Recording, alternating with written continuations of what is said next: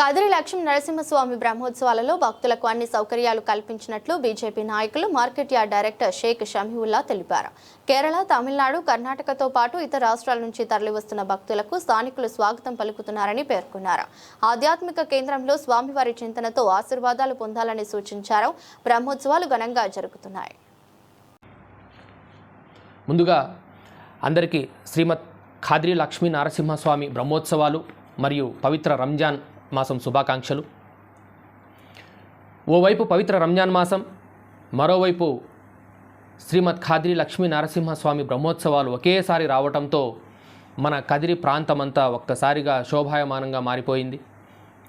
శ్రీమద్ ఖాద్రి లక్ష్మీ నరసింహస్వామి బ్రహ్మోత్సవాలు 2026కు ఏర్పాట్లన్నీ అంగరంగ వైభవంగా జరుగుతూ ఉన్నాయి. గతంలో ఎప్పుడూ కనీ విని ఎరుగని రీతిలో ఆలయ ప్రాంగణం స్వామివారు ముస్తాబవుతున్నారు.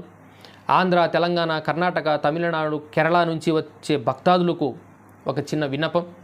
అందరూ కుటుంబ సమేతంగా మా కదిరికి విచ్చేసి ఆలయంలోని ఆహ్లాదకరమైనటువంటి వాతావరణంలో సేదతీరుతూ ఆ స్వామివారి ఆశీర్వాదాలు పొందాల్సిందిగా సహృదయంతో సాదరంగా ఆహ్వానిస్తూ ఉన్నాం.